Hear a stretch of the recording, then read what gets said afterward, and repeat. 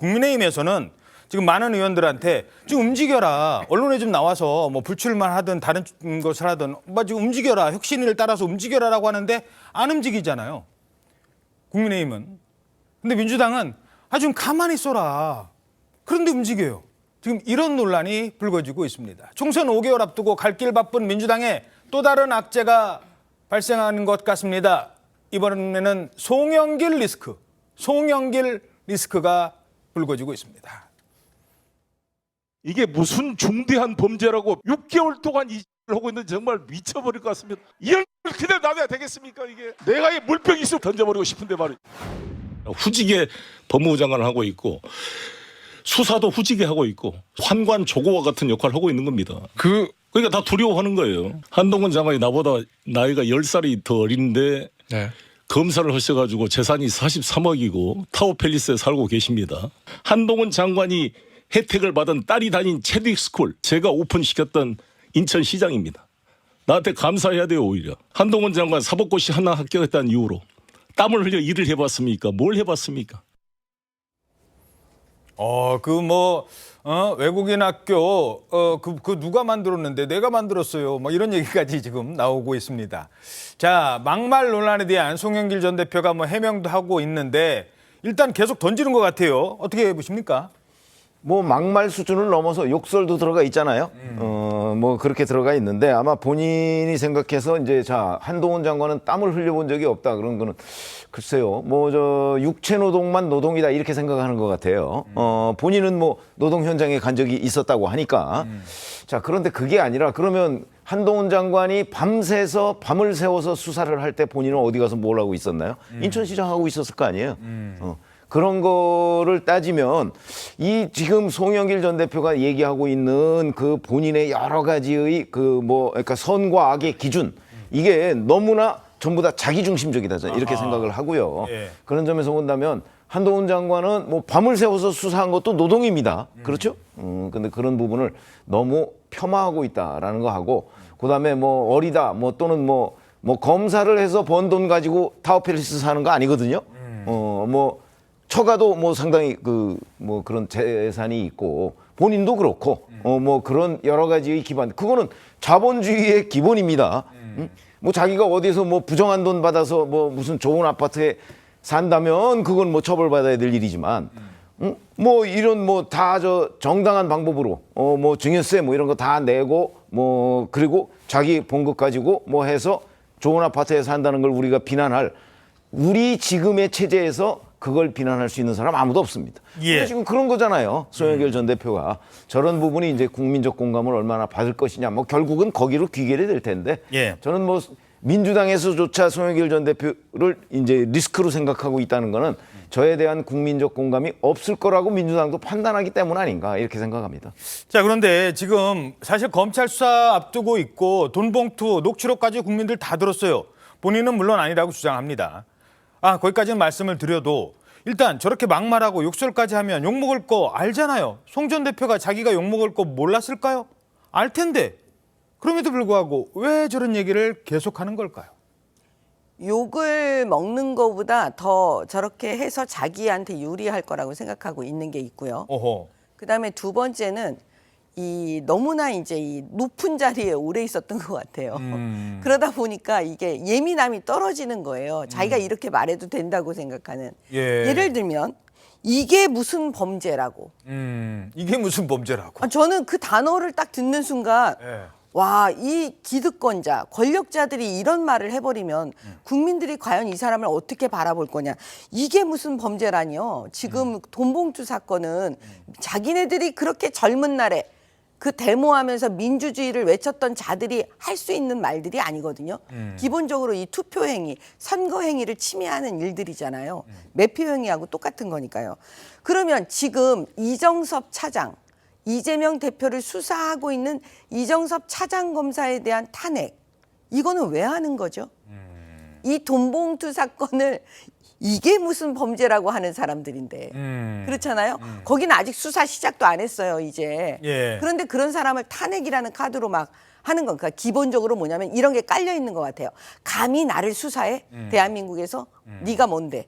뭐 이런 심리적인 게 아마 저런 식으로 이제 표현이 되는 건데 제가 볼 때는 빨리 검찰은 송영길 대표요 수사해야 합니다. 빨리 소환해요. 그래서 빨리 수사를 해야지 결과적으로 수사 받다가 양형의 문제가 있지 않겠습니까? 이거 불지 않으면 자백하지 않으면 진실대로 얘기하지 않으면 구속될 수밖에 없는 상황에 이르면 그때 가서는 다 또 자백할 겁니다. 자, 최병묵 의원님, 또 의문응답 부탁드리겠습니다. 송영길 전 대표가 한동훈 장관한테 저렇게 욕을 할 게 아니라 수사하는 사람한테 욕을 할 게 아니라 본인이 돈봉투 본인은 몰랐다면서요. 그러면 내가 시키지도 않았던 일한 윤관석 의원한테 왜 쓸데없이 그런 일 해가지고 내 정치적 생명을 끊어놔. 당신이 왜 그런 거야? 아니면 뭐 많은 사람들 있잖아요. 돈봉투 관련된 사람들한테는 비판 한마디 안 하면서 오히려 수사하는 사람들한테 내가 모르는 일을 당신들이 했으니까 당신들 때문에 내가 정치적으로 이렇게 됐잖아. 왜 그런 얘기는 안 할까요? 자기가 모른다는 거는 이제 검찰을 향해서 뭐 자기의 결백을 주장하는 거지만 자, 송영길 전 대표와 윤관석 의원, 송 전 대표와 예를 들어서 강내구 전 감사협회장, 송 전 대표와 이정근 전 부총장 그 사람들의 관계 그다음에 거기에서 그다음에 박용수 전 보좌관까지 그 관계는 녹음 파일에 다 있어요. 다 있습니다. 그러니까 송 전 대표가 지금 일반 국민들을 향해서 나는 뭐 이거 모르고 뭐 이게 무슨 범죄냐 이렇게 얘기할 수 있을지 모르겠으나 아마 검찰에서 소환을 받으면 검찰에 가서 그런 얘기를 했다가는 그랬다가는 검찰로부터 여러 가지의 어마어마한 압박을 받고 나중에 법정에 가서도 반론이 안 되는 거죠. 아니 녹음 파일에 있는데 예를 들어서 강내구 전 감사협회장이 영길이 형이 뭐 이렇게 그 하자는데 뭐 또 어쩌고 이미 저는 뭐 그 보좌관이나 윤관석 의원이나 이런 분들이 상당한 정도로 저는 그 실토를 했다고 보고 있습니다. 그러니까 지금 말씀하신 대로 그 사람들한테는 얘기 못 하잖아요. 그러니까요. 뭐 어찌됐든 자, 그런데 지금 이렇게 돈봉투 논란에 막말까지 하고 있으면 당에서 좀 조용히 하세요라고 해야 될 것 같지 않습니까? 그런데 오히려 송 전 대표를 거들고 나선 사람들이 있습니다. 민주당의 주로 초선 강경파 의원들인데요. 화면 보시죠. 자, 이런 얘기를 합니다. 정치를 후지게 한 건 한동훈 같은 XX 민영배 의원의 발언이었습니다. 이런 X도 아닌 정치를 후지게 만드는 너 유정주 의원이었습니다. 자, 그런가 하면 또 다른 사람도 가담합니다. 야, 이번엔 동물이 나와요. 동물이. 금수의 입으로 윤 대통령을 물것. 문답니다. 김영민 의원. 문대요. 한동훈을 공격해야 내가 뜬다. 그래야 뭐 TV조선에 이렇게 방송도 나오고 뭐 이런 의도일까요?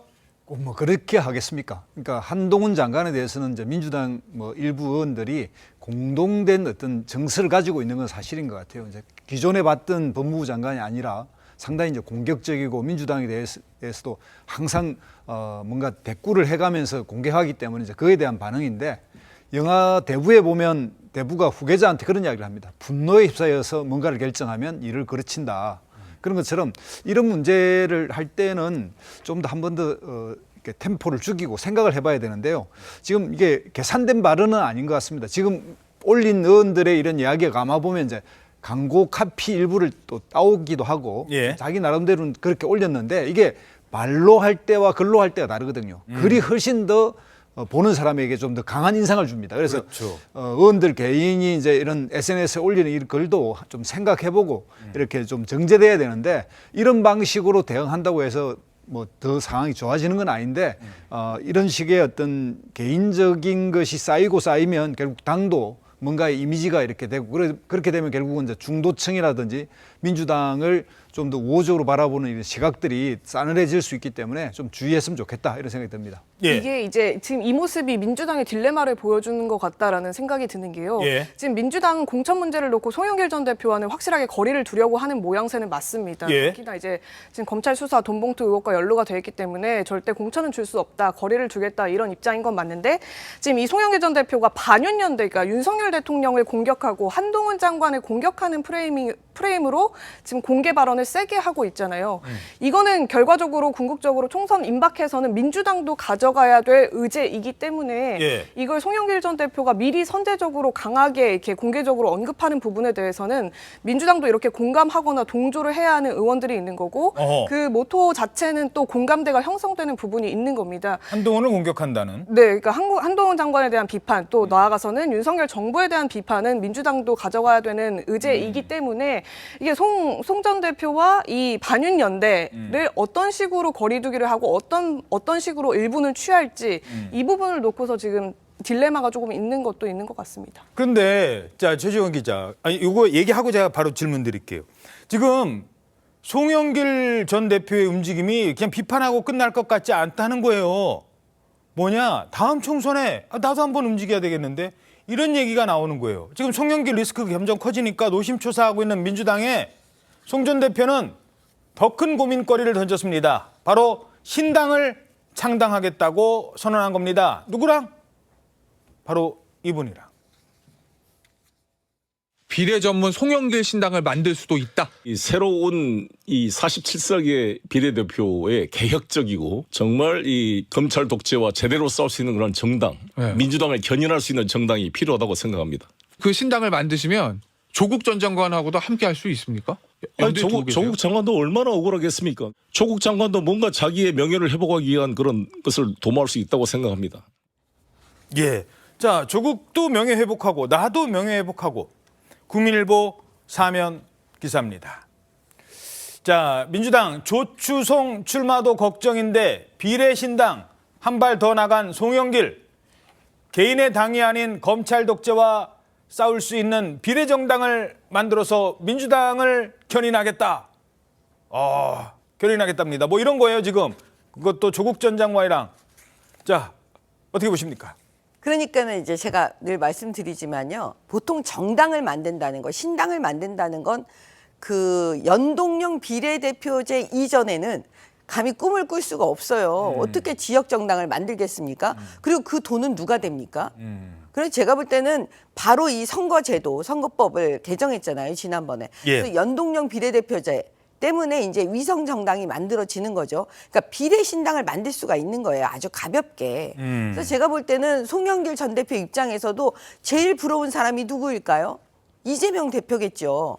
아이 금배지만 달면 나도 지금 충분히 수사 안 받고 예. 재판 연기하고 그 다음에 선고기일을 자기네들 마음대로 잡잖아요. 총선 전에는 하지 말라 그러고. 예. 제가 볼 때는 송영길 대표 입장에서도 이번에 반드시 내가 금배지를 달아야지. 그러면 할 수 있는 방법, 가장 쉬운 방법은 비례신당 만드는 겁니다. 그거는 조국 전 장관하고 똑같아요. 그러니까 조국 전 장관도 뭐 검찰을 타도하자 반윤 연대하면서 제가 볼 때는 송영길과 조국이 합세하고 싶겠죠. 근데 조국 전 장관 입장에서는 송영길 전 대표하고 같이 하고 싶진 않을 것 같아요. 그래요? 이거 왜 네. 어떤 분석이십니까? 왜냐하면 잘못되면요. 예. 범죄자들이 뭔가 범죄 혐의자들이 다 모여갖고 신당 만든 것 같잖아요. 느낌이. 뭐 적어도 재판을 받고 있는 분들이 네, 그 정도로. 네. 네. 그러면 그게 한 사람일 때는 좀 억울할 수 있겠구나 이러지만 네. 이게 여럿이 모여버리면은 아이 저건 뭐야 이런 국민 입장에서 국민 눈높이에서 생각할 수 있기 때문에 예. 수사받고 있거나 범죄 혐의자들이 전부 모여가지고 신당 만들었다 그러면은 거기에다 표 안 주시죠. 그래서 오히려? 제가 볼 때는 다 이재명 대표를 부러워해서 금배지는 달고 싶지만 비례신당 만들고 싶지만 함께하고 싶지는 않은 그런 마음일 겁니다. 예. 무엇보다 더 중요한 거. 그 4년 전에 열린민주당 비례정당 만들었죠. 예. 그때 몇 번까지 됐죠? 3번까지 됐습니다. 그렇죠? 근데 자리 뭐 이렇게 아니 나중에 이제 예. 뭐 한 사람이 사퇴하고 뭐 이렇게 김의겸 의원이 됐지만 그래서 들어오고. 그렇죠. 예. 자 3번까지 됐습니다. 예. 3번까지 되면 그 중에 남성은 한 명이에요. 2번. 그러면 조국도 들어가고 송영길도 들어가면 둘 중에 하나는 어허, 4번까지 돼야 되네. 되게 4번까지 돼야 되거든요. 이게 예. 그게 더군다나 그 당시에는 민주당이 여당이었는데 그렇게 된 거고 지금은 민주당이 야당입니다. 야당의 뭐 일종의 자매 정당을 만들었을 때 몇 번까지 될 수 있을까? 아마 두 사람이 다 들어가면 4번까지 돼야 되는데 4번은 좀 위험하죠. 그런 것만 봐도 누가 2번을 할까? 그런 것만 봐도 예. 결국 그거 가지고 갈등이 생기지 않겠습니까? 예. 그런 것만 봐도 이 두 사람이 같이 못할 가능성이 더 많다. 이 두 사람은 배지를 반드시 달아야 되는 사람들인데 예. 그런데 그 4번까지 재밌는 안 분석이네요. 그러니까 남성이기 때문에 여성 1번, 3번 홀수로 준다면 그래요. 지금까지 관례대로 네. 그럼 2번과 4번이 남성해야 되는데 2번을 누가 할 것이냐. 그렇지 당선 가능성은 한 3번 정도로 본다면 네. 어. 아니 지난번에 3석을 얻었으니까 아마 아니, 그 그러면 정도일 거예요. 지난번처럼 3번 하신 분이 그만두고 4번이 되시면 이제 그렇게 해야 되는 거죠. 야, 그러면 이제 또 3번을 설득해야 되는 문제가 생기죠. 실제로 그런 일이 있었으니까 말씀드리는 겁니다. 자, 과연 송영길 조국 연대 이게 민주당의 득일까요? 실일까요? 현재로서는 뭐 득실을 분명하게 말하기는 좀 어렵습니다. 그런데 이제 문제는 이런 비례 정당 또는 이제 어떤 연대를 하는 정당들의 탄생할 가능성이 많은데요. 그러니까 한국 정치 재행상 그 보수는 보수라고 하는 본류가 한 30%고 중도 보수가 한 20 정도로 존재하는데 예. 진보라고 하는 영역에서는 민주당이 오히려 중도적인 민주당이 한 30이고 나머지 좀 더 진보 색깔이 강한 데가 한 20% 남아 있었는데 지금 현재 이런 진보라고 하는 부분이 과거는 이제 정의당으로 표현돼서 민주당 지지자들이 투표는 지역구에는 민주당을 찍지만 이제 정당 투표는 정의당을 찍거라든지 이런 식으로 해왔는데 지금 현재로는 정의당이 이제 그 존재가 없어지기 시작하면서 오히려 민주당 내에 강한 목소리를 내는 사람이 오히려 이제 진보를 표방하고 있거나 진보를 대변할 수 있기 때문에 그 한 20% 정도의 영역, 즉 절반 중에 20% 영역의 비례정당의 가능성이 있다 이런 측면이고요. 예. 이제 그런 측면에서 본다면 뭐 좀 더 두고 봐야겠습니다만은 어쨌든 조국이라든지 뭐 송영길 전 대표라든지 이런 분들이 이제 그런 부분에 기치를 내걸겠지만 내부에서 좀 조정될 거라고 저는 생각합니다. 예. 그 정치에서 내가 이 정권의 지분이 있다. 내가 이 정당의 지분이 있다. 내가 이 대표 체제의 지분이 있다라고 생각을 하면 자기 얘기를 더 쉽게 할 수 있는 것 같습니다. 왜냐? 왜 이런 말씀을 드리냐? 자, 이재명 대표가 듣기엔 아니 송영길 전 대표가 출마를 하겠다면 그게 나를 돕는 거야, 많은 거야 생각을 하겠지만 송영길 전 대표 입장에서는 내가 내 지역구 당신한테 물려주지 않았느냐. 그건 나는 충분히 당신한테 이런 요구 할 수도 있다라고 생각을 할 것 같아요. 뭐 당신한 표현은 좀 그렇습니다만 어찌됐든 두 분 사이에서 자, 요 분위기는 어떻게 분석하십니까? 분명히 부채 의식이 있는 건 맞죠.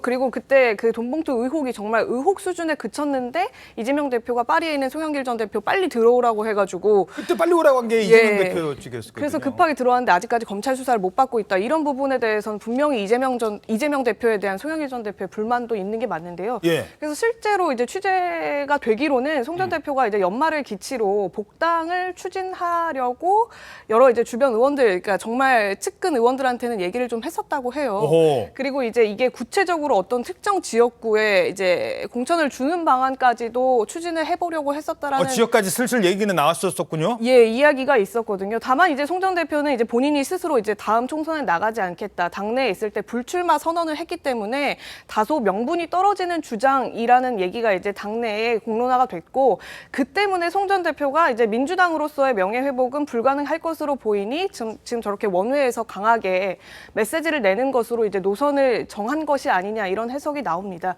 다만 이제 이런 메시지들이 강성 지지층을 동요시키는 데에는 분명한 역할을 하는 거거든요. 아, 강성 지지층을 동요시킨다? 왜냐하면 강성 지지층들이 원하는 메시지를 지금 송 전 대표가 먼저 선제적으로 민주당보다 먼저 하고 있고 민주당은 다소 이제 중도층을 의식해서 하지 못하는 더 센 발언들도 원외에서 송 전 대표나 조국 전 장관이 해주고 있는 것이기 때문에 오호. 이 부분을 이제 당이 어떤 식으로 같이 공생해 갈 것이냐 아니면 거리를 조금 둘 것이냐 하는 문제가 일단 있고 그리고 이 대표는 개인적으로 이제 병립형 선거제를 조금 더 선호한다고 지금 알려져 있어요. 아하. 그러니까 이제 소수정당과 연합하기보다는 민주당이라는 타이틀을 달고 최대한 많은 의석을 얻는 것이 옛날 방식으로 비례대표. 대표의 이제 향후 입지도 더 다지는 측면에서 좋다라고 보는 게 이제 이재명 대표의 인식이라고 알려져 있기 때문에 이렇게 두 사람이 원외에서 정당을 만들어서 같이 총선을 뛰겠다 이렇게 나오게 된다면 이 부분에 대해서 이제 확 선을 그을 것이냐 이 부분도 지금 관심거리입니다. 그러니까요. 아직은 이재명 대표가 말을 아끼고 있습니다만 언젠간 얘기를 해야 될 것 같습니다.